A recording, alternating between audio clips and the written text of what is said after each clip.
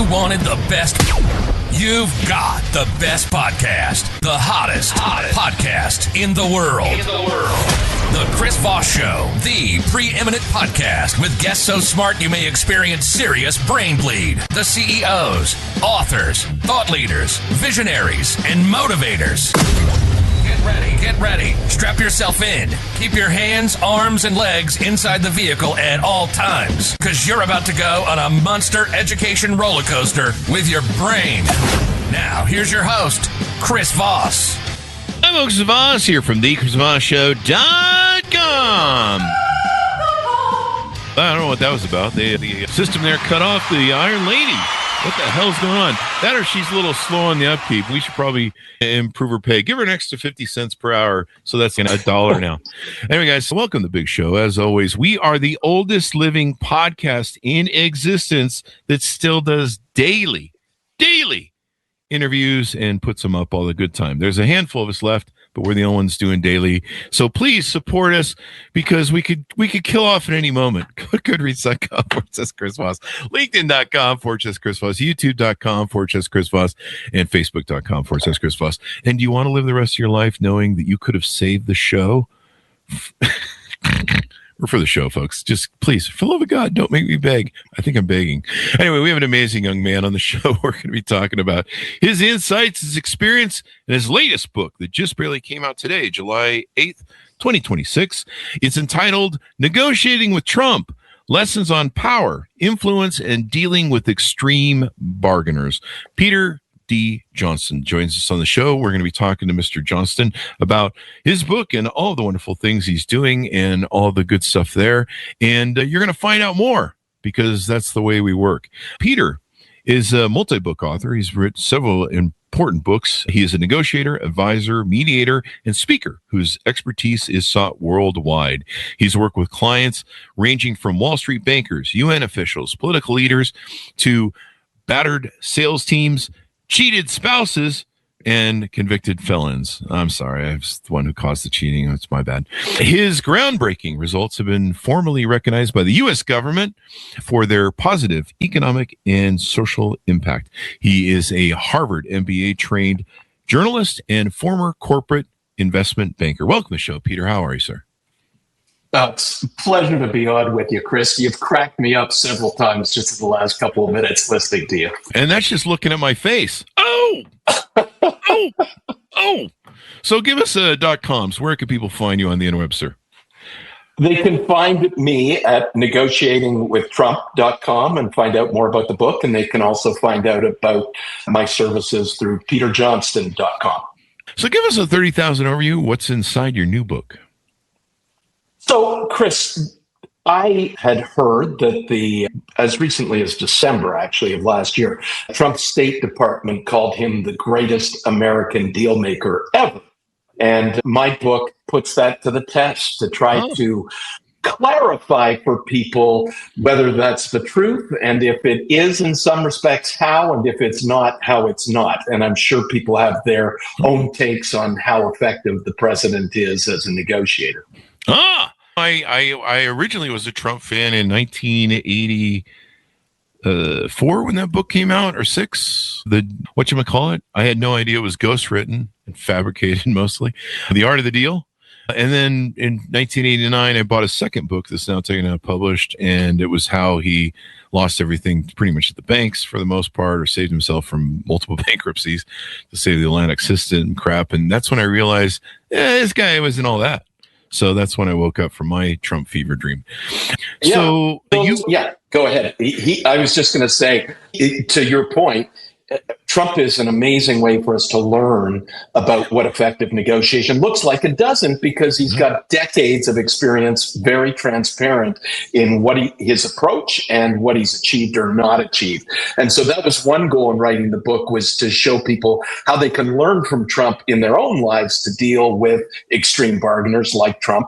And secondly, and perhaps most importantly, the goal was to help world leaders, business people, and citizens better understand Trump, what makes him tick, his personality type, his compulsion, his 4 core interests, and so that they can, whether they're at the table directly or away from the table, better negotiate with the president of the United States. And I imagine there's a lot of other people like him in the world that you may end up negotiating with. So give us some of the findings that you found in the book, and what were some of the things that stuck out with you? That's a broad question, obviously. I know. I would say... Give you a softball there. Just threw it all out there. Just read your book to me, Peter. Thank you for that. Look, the book has three parts to it. The first part is showing you how Trump negotiated his way to power twice in terms of his use of psychology, his personality type to win over the American people. Because, Chris, we're negotiating anytime we're trying to influence someone to do something. It's not all formal deals. In fact, Trump is not as effective, I argue in the book, at the formal deal making as he is at the more informal stuff behind the scenes. And that would also include negotiations informally with the American electorate. So that's the first part of the book. The second part of the book, it shows readers how to negotiate effectively, two separate models, one that's very effective, one that's not, and how they can see how Trump uses the less effective one, but somehow manages to make his way to power. And then finally, the last part of the book looks at everything from Ukraine to how he's handled trade as part of his second presidency and applying the tools and psychology I've explained in the first part of the book to better understand where he's effective or not on those fronts. Understanding who's at the other side of the table. This is why big governments and spies have always done dossiers on people and understanding people. I learned a long time ago in sales, you always want to understand who you're negotiating with or who the buyer is, what they're about. This is one of the reasons you build rapport with people when you're negotiating and selling, because you want to get to know them. So what do you feel, in your opinion and research, makes Donald Trump tick? Other than Coke and Adderall. Yeah, I'll let you make those conclusions, sure, Chris. Yeah. From my side, I think it's important to understand, and I'll check them off, 4 quick interests that we have to keep our eyes on. When you're assessing the Iran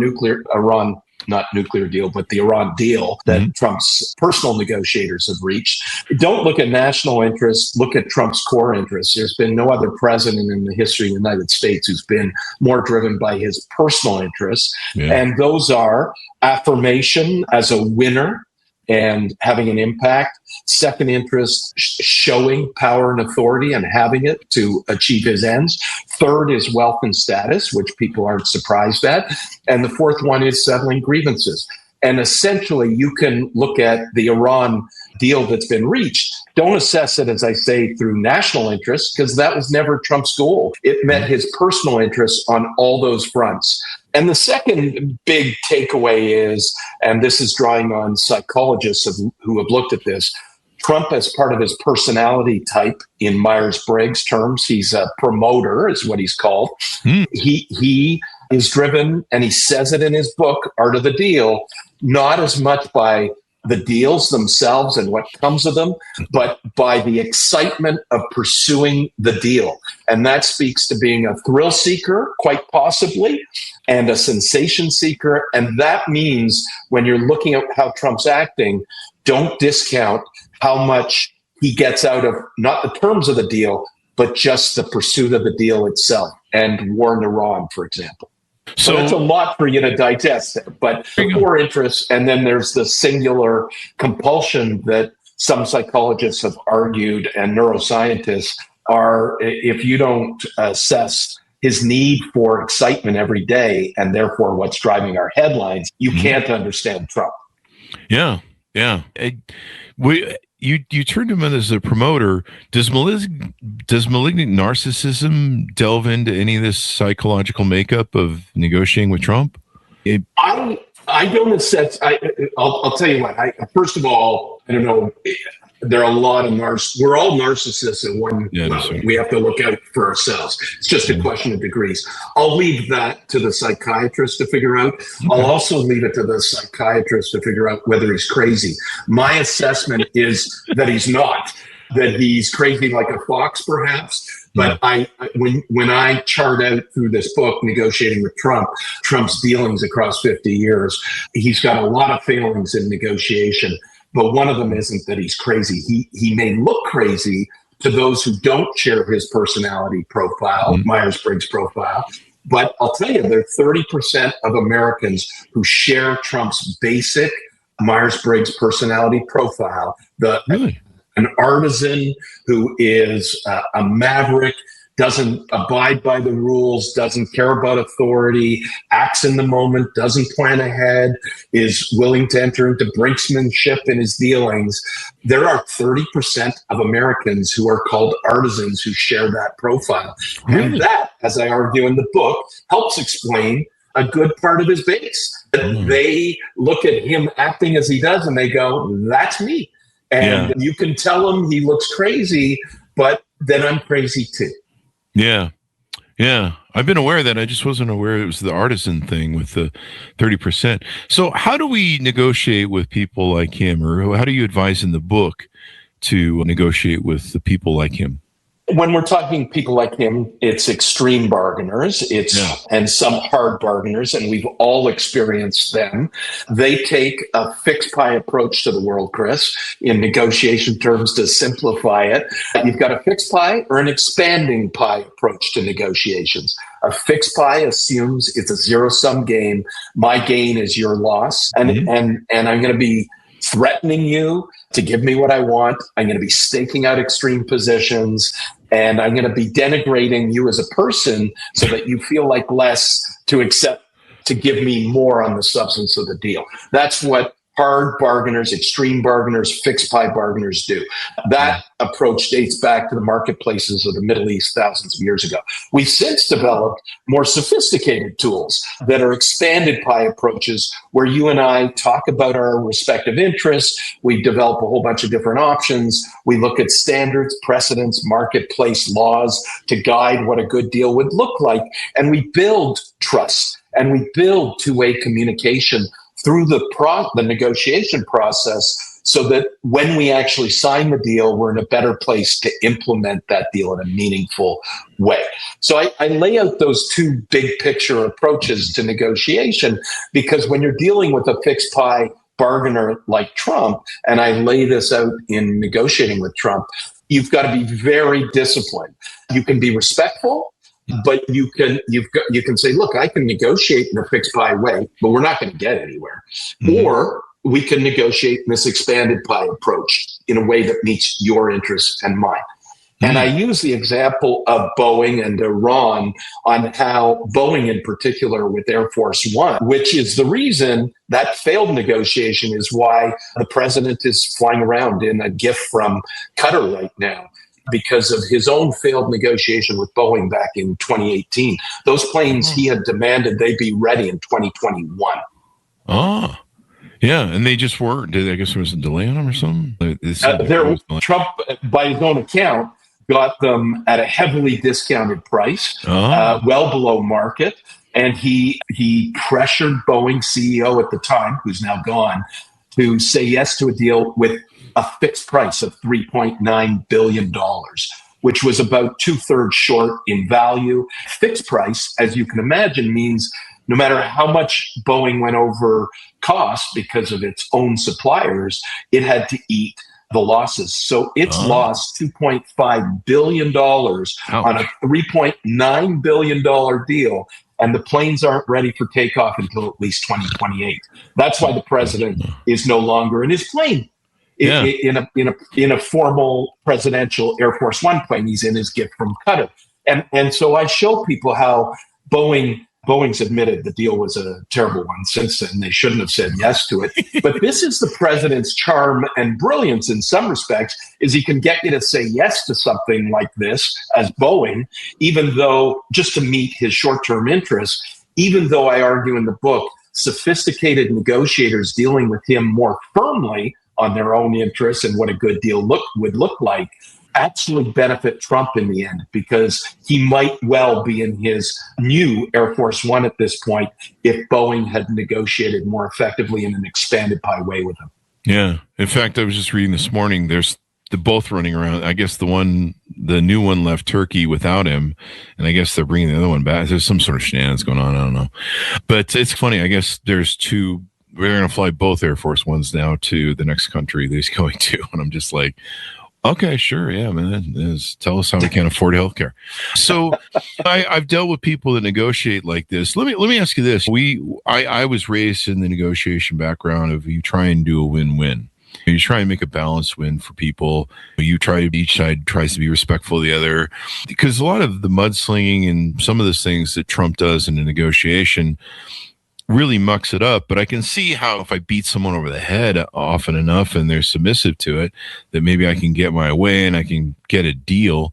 But if I have to continue doing business with that person or something like this. So basically, one thing I've learned, and a lot of people who are independent contractors, consultants, coaches have learned, that a bad client is always going to be a bad client. And that if you agree to outrageous terms and abuse and people that are abusive, that's just the tip of the iceberg. It gets worse the more longer you have to do business with them. So is it worth it I guess a lot of companies do feel it's worth it because they're buying influence, but it's certainly, what about this win-win deal concept? I think you alluded to a little bit of that and how we do normally. Yeah, win-win is the expanded pie approach to things. Yeah. And yet people will always say, I want a win-win. Generally, Trump won't, but it defies logic to not approach it as a win-win, because why would you satisfy my interest, Chris, if I'm not satisfying yours? It just goes against that generational old agreement dating back to the beginning of humanity that I give and take. Essentially, when you ask that question, why would I do business with someone like Trump? A lot of people that's the problem. A lot of people in his business life stop doing business with him, stop bringing him the best deals. And on the international side, we're seeing the same thing with trade partners. They are now flowing around the United States, and this is a longer term impact that I argue will cost the United States tens of trillions of dollars over time, is that they can't trust Trump or whoever succeeds him, by the way, because of the American political situation and the volatility and the back and forth in leadership. You can't build plants on that basis. So at the core of this, I argue there's an expanded pie negotiation to be had, a win-win amongst Americans to try to stabilize their political situation in a way that meets the collective interest. So that's what I would say is that's the downside to the fixed pie approach and why it generally doesn't work. And if it weren't for Trump's family wealth, as others have laid out, and for The Apprentice as a TV show, which was brilliant on Trump's part, but not because of his deal making in a fixed pie way, in a win-lose way, he would have been personally, financially, possibly in ruins, and he would never have made it to the presidency the first time on the backs of that fixed pie approach, which just logically doesn't work over time. Yeah. It was interesting to read his first book his second book when his whole empire was collapsing because New York City had hit a real estate recession in the late 90s. And then, of course, that combined with the 3 or 4 casinos he'd built in Atlantic City and overextended himself with.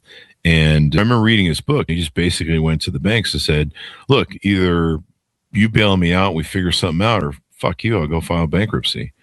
And I just heard the guy who wrote Rich Man, Poor Man, Rich Father, Rich Dad, Poor Dad. He was just talking about how much he's billions of dollars in debt on all of his real estate stuff. And hey, listen, I'm not worried. If you owe $1 million to the bank, that's a problem. If you owe $1 billion to the bank, that's their problem. I was like, what an attitude.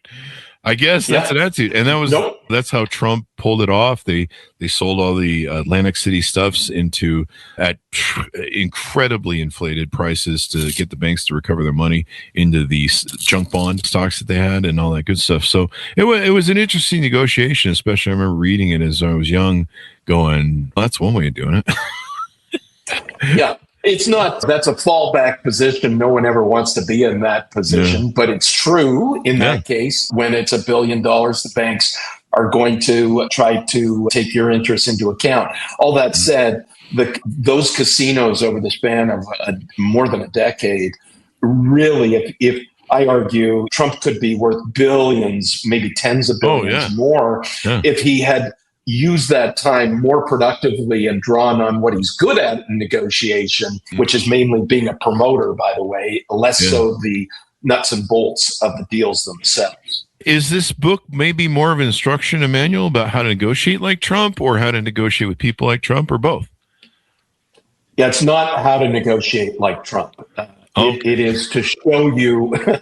Yeah. Do you recommend that? Do you recommend that pattern by chance? I absolutely don't recommend negotiating like Trump, only because it's not effective for producing the most value possible, however you measure value. So it is absolutely, though, a manual for showing people these two styles of negotiation, the fixed pie versus expanded pie, what works, what doesn't, what Trump does effectively. But I want I show you a model that works in all your dealings, regardless of whether you have a Trump on the other side of the table or Chris Voss, who's more of a win-win approach. And one way or the other, the same approaches work. You just have to be consistent. Yeah. And by the way, when we're talking about examples, the Oval Office meeting with Zelensky, Vance, and Trump in early 2025, the historic negotiation that took place in front of the cameras, I lay out the case in negotiating with Trump that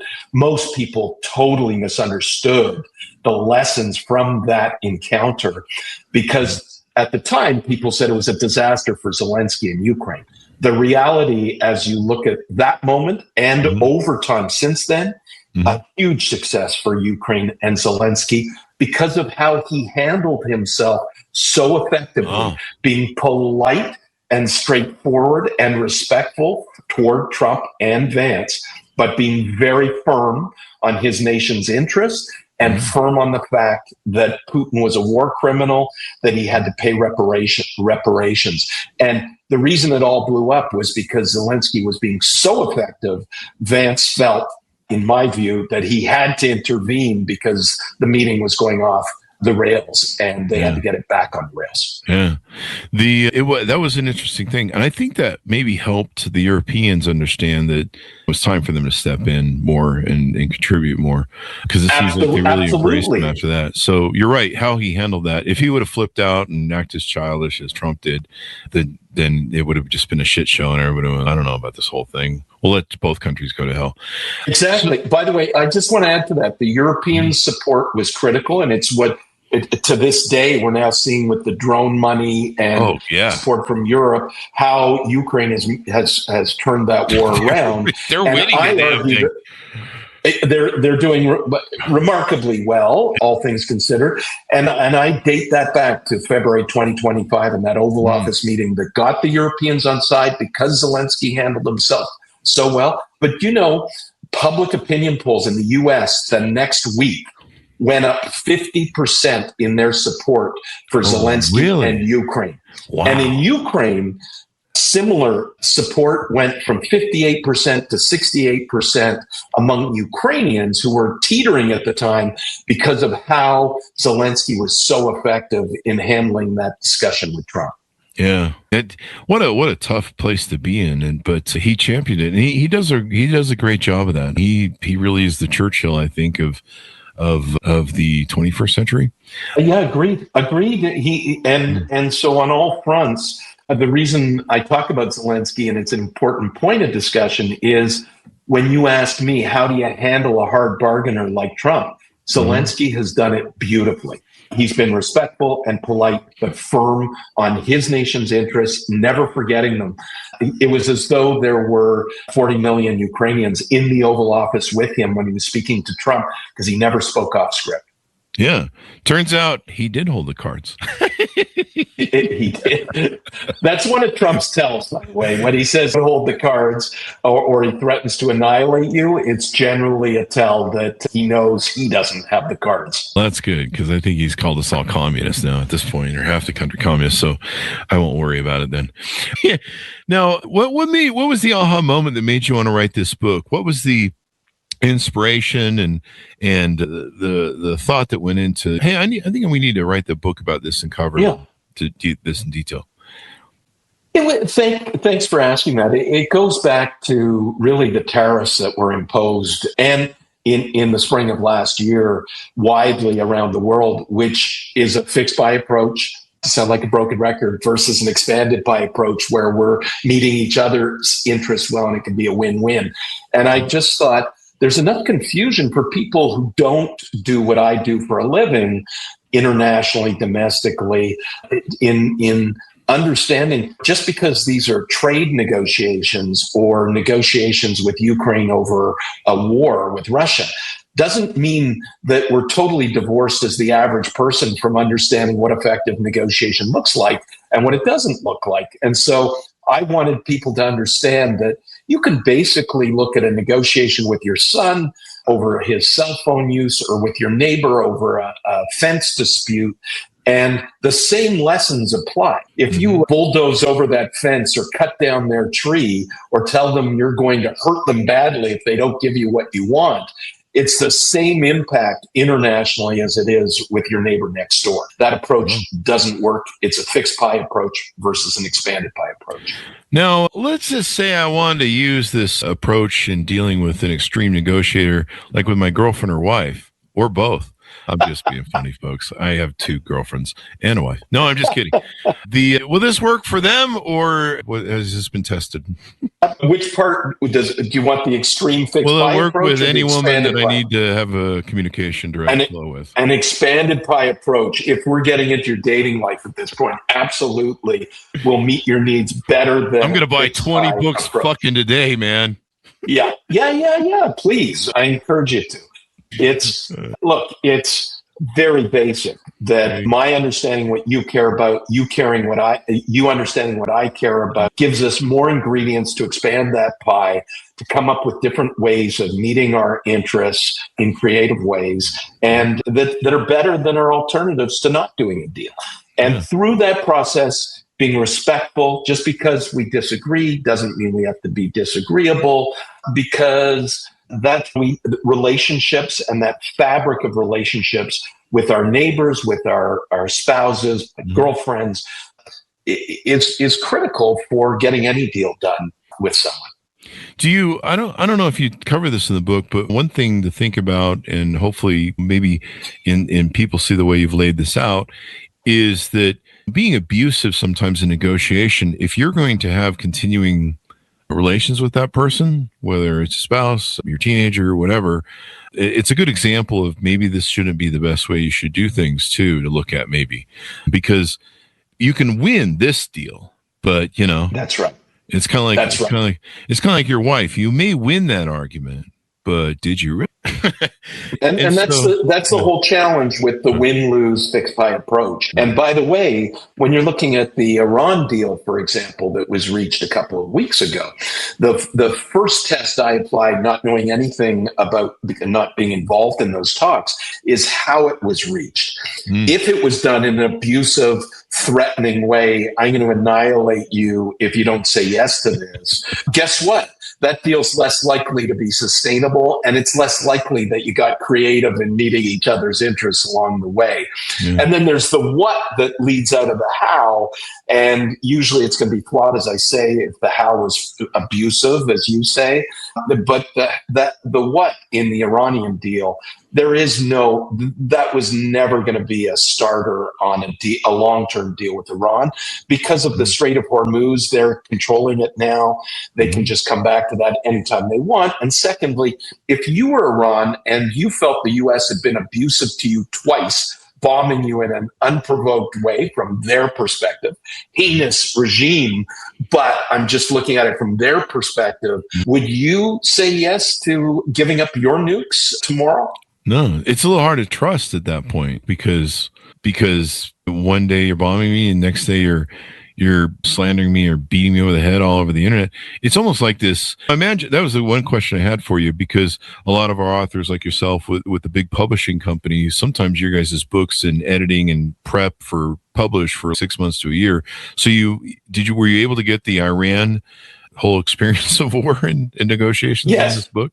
Yes. Oh, wow. Right up until, it's interesting for those of us like Haberman with her book, Regime Change. It's been during this Trump administration, getting a book out has meant publishers and others being as flexible as possible to allow us to go right up to the deadline. And so mine would go up to April, May. So Iran is covered off, and you'll have all my views on what makes sense and what doesn't. But by the way, the Iran deal, I'm apolitical. The whole assessment I do in this book is apolitical. I've advised both parties over time.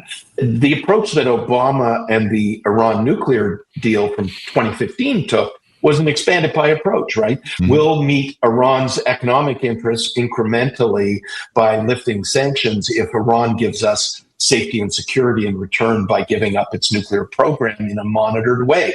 And it wasn't a perfect deal, but it was far more effective. And this is a perfect example of that expanded pie approach where we're meeting each other's interests versus a fixed pie approach where I'm threatening the hell out of you. Yeah. And you mentioned that a lot of times this doesn't work, being abusive. And we just saw yesterday a resurgence of the war and volleys at each other and all that stuff. And it's interesting how would you say that Iran, I don't know if you saw I imagine you had to, the flood of Lego, Iranian AI generated Lego videos that they made? Did you see those? I actually didn't see those. No. So it's interesting. You might want to look at them. I'm not telling you what to do, but I think it might be good to analyze because they may have taken a page out of your book, though it wasn't published till today. And what they were doing was using the same AI technology that Trump has been using to look like he's great, but they were making these Lego videos and with music and songs to them that were literally making fun of Trump and how weak he was and stuff. And they were getting circulated by Americans like crazy on social media. And there were people that were like, I love this is great. And I'm like, this is really weird. Aren't we all Americans? I don't agree with what we're doing here, right. but we're celebrating the Iranians. They're doing a great negotiation battle. But yeah, if you watch their videos and stuff, it's almost like they tried playing his verbal abusage and baiting and trolling, that's the word I'm looking for, right back at him. Yeah. I've certainly seen that out of North Korea, for example. Yeah. And by the way, we see how ineffective taking a fixed pie approach and threatening North Korea was. Yeah, that worked got great. Their nuclear weapons. Yeah. And Trump actually is on the record as saying one of the reasons he tore up the Iran nuclear deal was he wanted to send a strong signal to Kim Jong-un on, you're going to give up yours too. Kim Jong-un saw that differently. Let's just put it that way. Yeah. Boy, he sure seemed scared and terrified. Yeah. Now but to your point on those Lego videos, this highlights the point in my book that we're negotiating anytime we try to influence someone to do something. That's Iran negotiating in a sophisticated way, whether it's coordinated or not.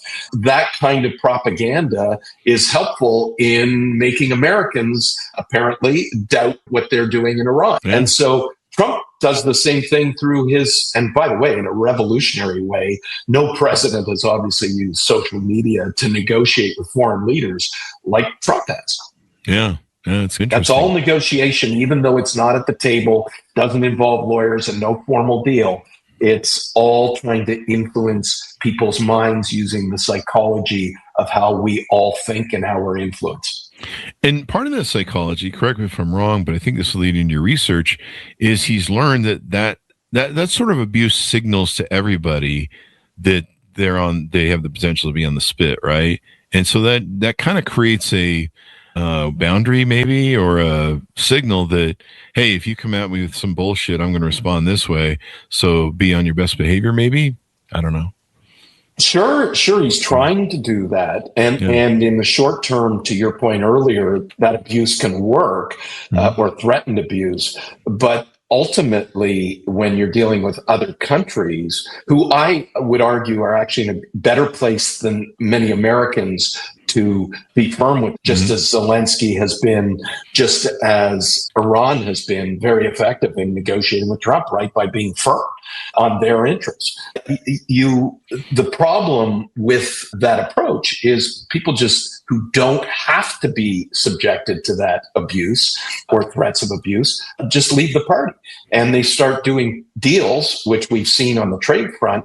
China, for example, it's trade with the U.S. after being hit with 145% tariffs, down by quite a bit. But guess what? Their overall exports are up since Trump came into office, because they're just doing business with other willing parties around the world who wouldn't have looked at China as an ideal partner before. But now China's looking pretty good for some. Yeah. And part of that is Trump pushing everyone away. I don't know what he thought. They all ran to even our enemies, basically. Watching the Canadian new prime minister, whoever the head of Canadian is, Mark Carney, and he seems like a very intelligent dude. You guys see more of him than I do, so I just go off the videos, but he seems like he's educated and he speaks well and thinks through his thoughts and doesn't shit his pants regularly.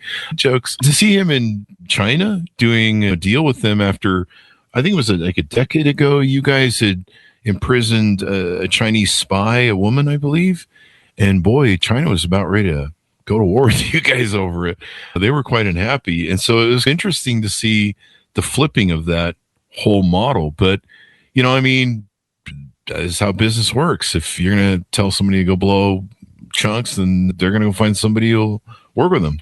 And Carney has picked up on Zelensky's playbook, which is he's affable and polite, but he's firm on the substance of not saying yes to any deal that wouldn't meet the interests of Canadians. And Canadians expect that. They recently elected Carney just last year, and it was explicitly on a platform of standing up to Trump. So Carney benefits from having that backbone of the country behind him, and Canadians have joined that coalition more broadly that helps Carney at the table as they enter into new trade talks, because Carney and his negotiators can say at the table to Trump's team, hey, we even if we wanted to say yes to what you're trying to shove down our throats, we can't, because we'll be thrown out of office tomorrow by Canadians who don't appreciate the approach that their longtime friend and partner is taking right now towards the country. Yeah. Hey, maybe that should be your next book, Negotiating Like Zelensky, and how other world leaders have learned from that. I do spend a whole chapter on Russia and Ukraine and Zelensky and Trump's failings on that front, and how the U.S. going back to Biden has not been firm enough, obviously, with Putin. Putin has had nothing to lose. It's been a one-way claiming of territory with no risk to his own territory until Ukraine has ramped up its drones in the last 18 months to 2 years. Yeah. Watching the change of warfare and how it does is just incredible. And then they're losing 30,000 Russian soldiers a day or a month. Or is it? It's not a day. It can be a day, a month. And I was just like, it's just staggering what's going on over there. And here you've probably seen the videos of the Russians now are running out of gas. They just hit another I think they hit the biggest fuel depot they had, or refinery they had, yesterday or the day before. And now the Russians are lining up in fuel lines like I saw in the 70s growing up. And there's people out fighting each other in the lines. They're so desperate and angry, and they're not happy. Let's put it that way. So no, and you look at the impact of what Putin's done to Ukraine. There's some equivalency in a totally different context to what Trump has done to Canada by galvanizing Canadians to be patriotic in ways they hadn't been in decades, because they were under attack, and we tend to come in closer amongst those who we support in times of attack. And Ukrainians have really forged their nation to unprecedented levels of nationalism because they were under attack by Putin. Yeah. It's interesting how that whole negotiation works out. Maybe that. Do you think that Zelensky meeting in the Oval Office that went sideways, but he held it together on his ends, maybe stoically?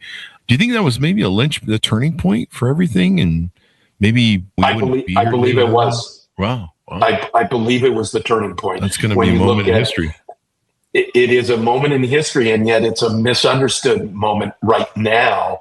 But it's important we understand, because otherwise we're missing the lessons along the way that could change history. Zelensky didn't kowtow. He didn't get set up by Trump and Vance. From the beginning of that meeting, and you have to watch it again, Chris, I'd really encourage you to, because it's so historic. If you watch it on C-SPAN, you'll see what Zelensky does at the 6-minute mark of that meeting. where he turns the tide of the meeting that will turn the tide of this war ultimately, to your point today. And the way he does that is he says to President Trump, do you mind if I show you something? And Trump, of course, says, yes, what do you have to show me?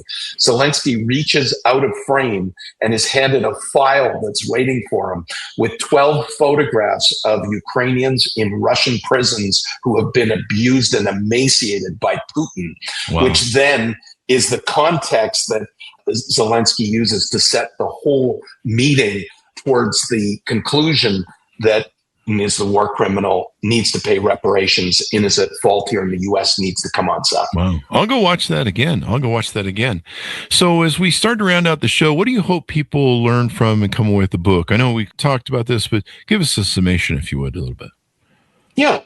The number one goal was for other world leaders, business people, and citizens of the United States and citizens of the world to understand that power these days is not just pure military might. In fact, we've seen that that kind of might and economic might has its limitations. You can be as powerful as the United States is, and Trump is sitting in his perch in the Oval Office, but that economy can also be your vulnerability if people are smart in dealing with you, which we've seen it be with the Iranians. And the military might only go so far, as we've seen with Russia and Ukraine, where drone technology can be used versus traditional means. The power can be coalitions that come together to counter the president if you're not happy with what he's doing, as well as many other levers of influence that you can use to negotiate with the most extreme bargainers, whether it's the president of the United States or someone, your boss, or somebody in your personal life who is being challenging to you. I explore all of those levers. And even though some people might say, negotiate with Trump, that's not possible, I show you dozens of instances where people have negotiated more effectively with Trump using the approaches I discuss so that they get what they want. And the irony is Trump also ends up doing better by getting sustainable deals where the relationship's intact and he doesn't act in an unconstrained manner that actually doesn't meet his long-term interests. So, the overall lessons from the book are there's the fixed pie way of negotiating, the expanded pie approach, and no matter what approach is being taken with you, you can consistently get what you want by taking the approaches that I've discussed in an expanded pie way. Thank you very much for coming to the show. We really appreciate it, Peter, and very insightful. And hey, negotiating is negotiating. I've dealt with people in my sales career and consulting, coaching, where I've dealt with some extreme people that sometimes are abusive and sometimes are a little bit over the top. But if you want to, what was it that we always used to say in the car business? I learned a lot about sales in the car business, and you want to talk about extreme bargainers sometimes on both sides.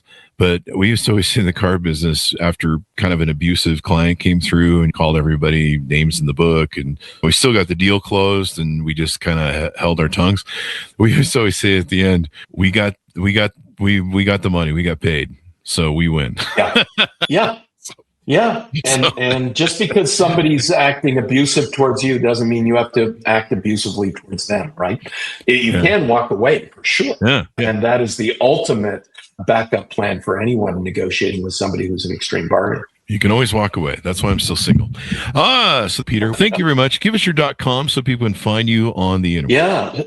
Thank you. Would love people to pick up a copy this summer. By the way, it's an entertaining read. It's written for a mass audience in terms of negotiating with Trump, lessons on power, influence, and dealing with extreme bargainers. And you can go to negotiatingwithtrump.com to find out more. And you can find out more about me and my work around the world at peterjohnston.com.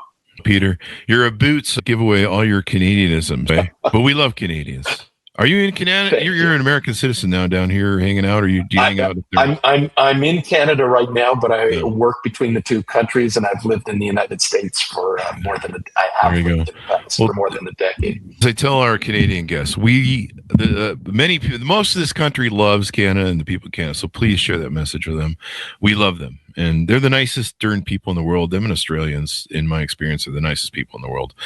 I just want Thank you. And by the way, I would just I would just say, despite all the challenges Canada and the U.S. are having on the trade front right now, Canadians are very good at distinguishing between an administration and the people of the country. Because I love me some Trailer Park Boys.